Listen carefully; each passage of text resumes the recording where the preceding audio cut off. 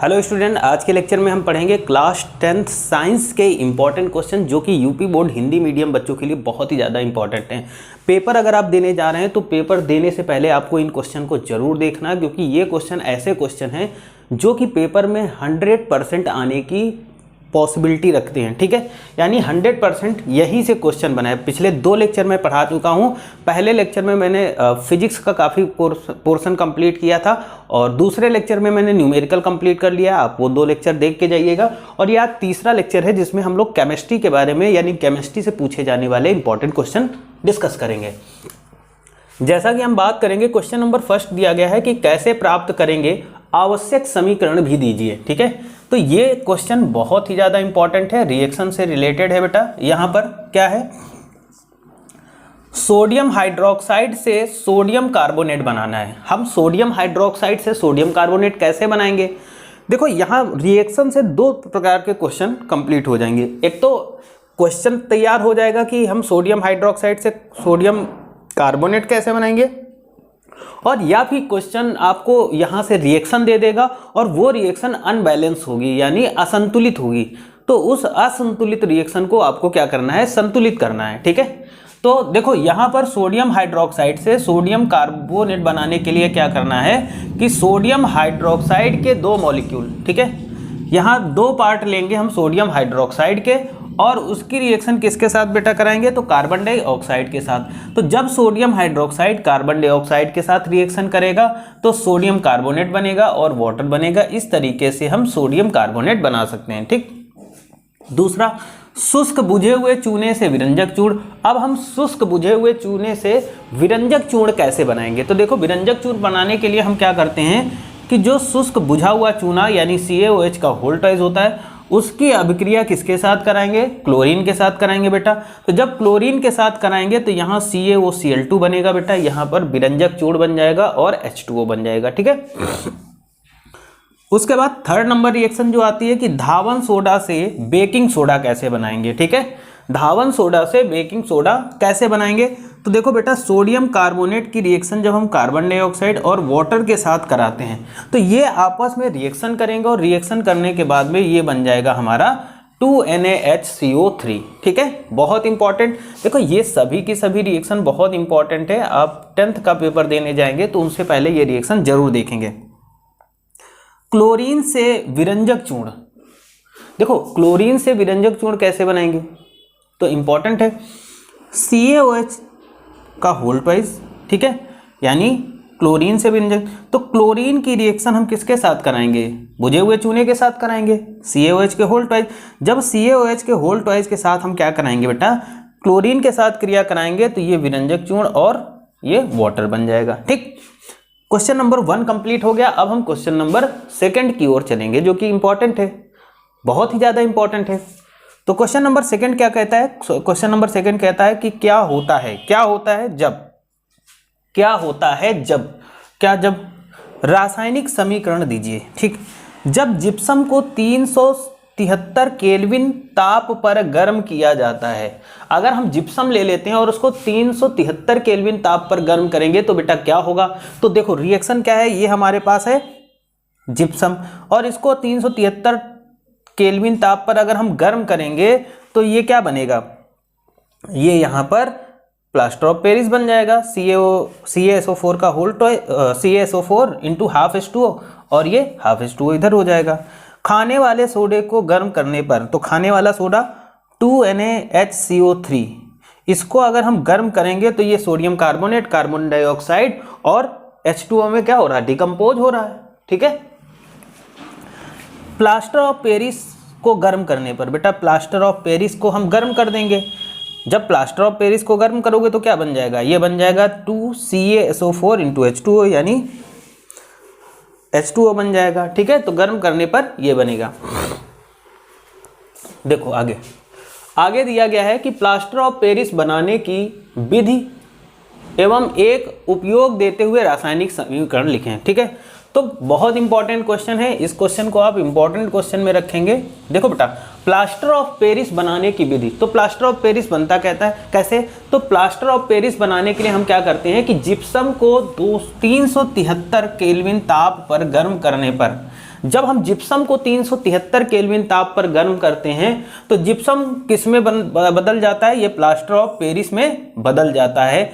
जैसे ये रहा प्लास्टर ऑफ पेरिस, ठीक है, ये रहा प्लास्टर ऑफ पेरिस, और इस प्लास्टर ऑफ पेरिस को हम 273 जिप्सम रहा, ये जिप्सम होगा, और जिप्सम को जो हम 373 केल्विन टेम्परेचर पर गर्म करेंगे तो ये बन जाएगा प्लास्टर ऑफ पेरिस। इस तरीके से प्लास्टर ऑफ पेरिस।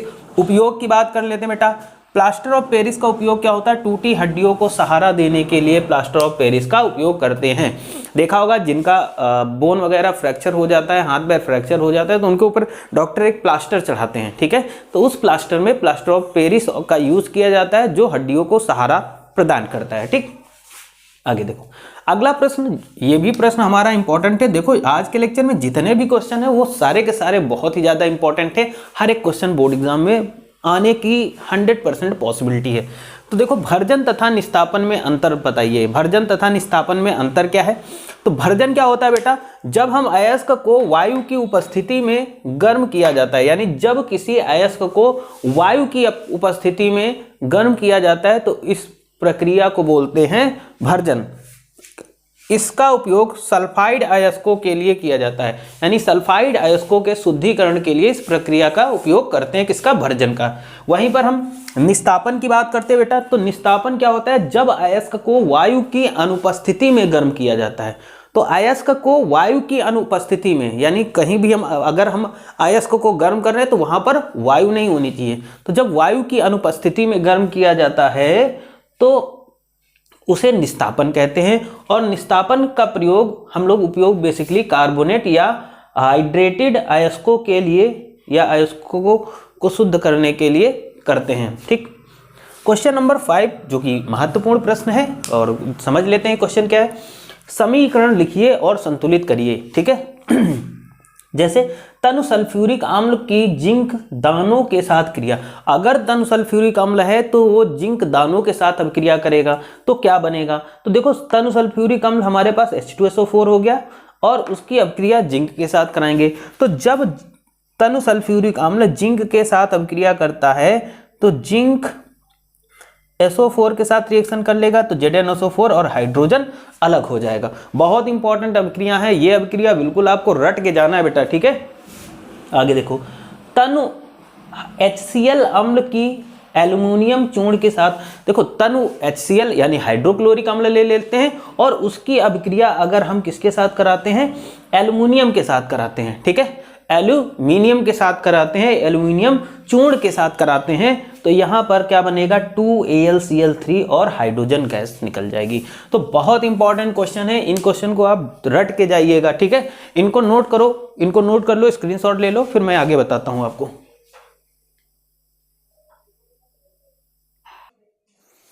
तो यहां तक नोट कर लिया होगा, आप आगे देखते हैं। देखो बेटा क्वेश्चन नंबर 2 जो दिया गया है यहाँ पर, सॉरी 2 नहीं होगा, ये 6 होगा।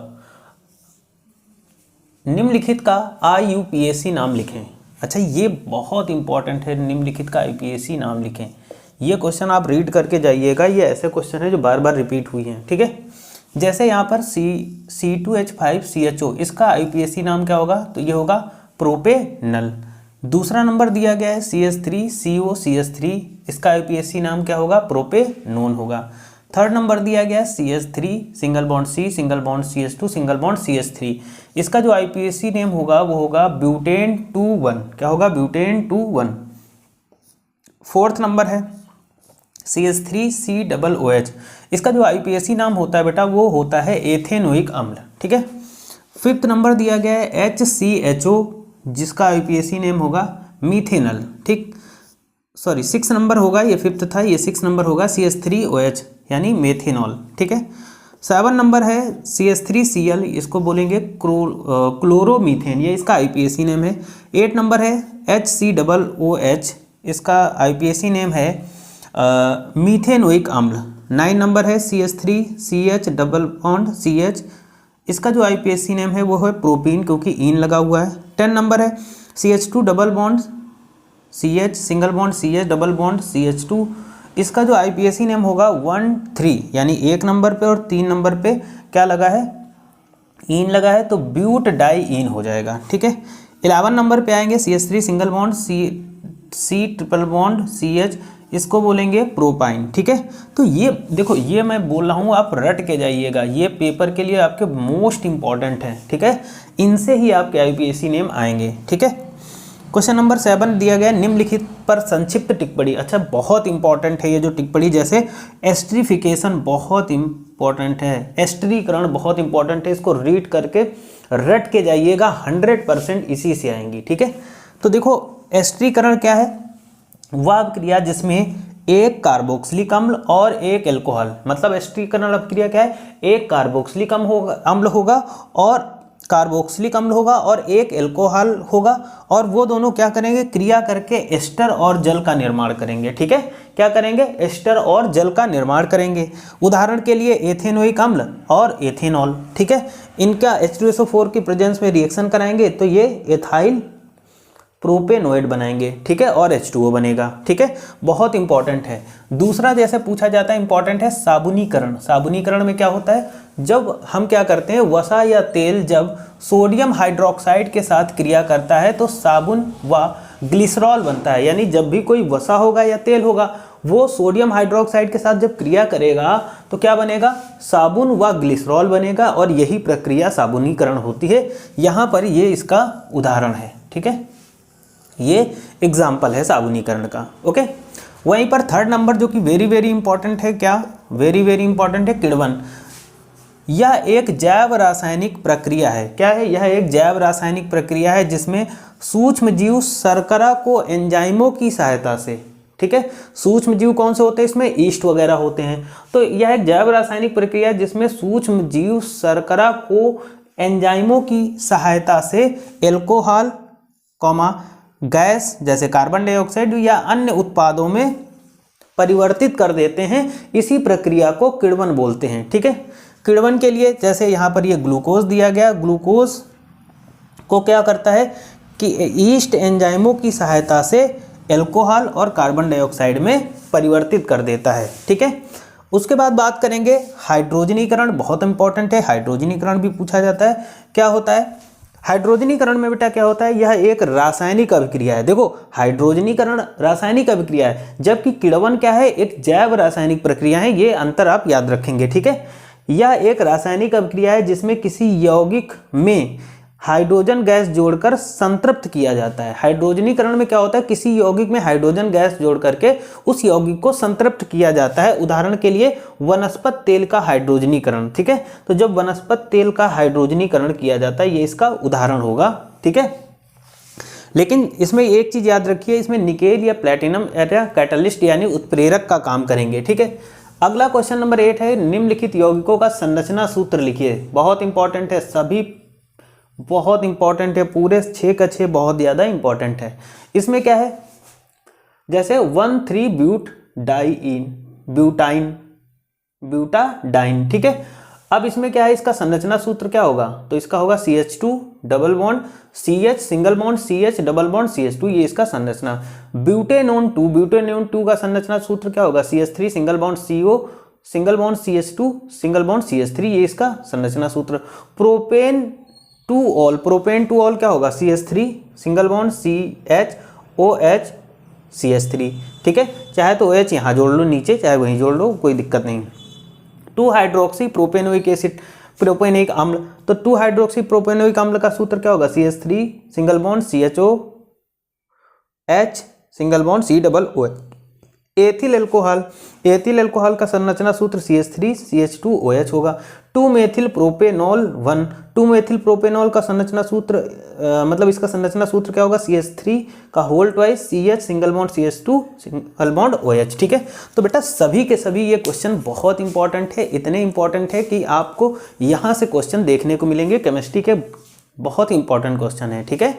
चैनल पे नए हैं तो चैनल को सब्सक्राइब करिएगा, वीडियो को जितना हो सके लाइक और शेयर करिएगा। Thank you for this class.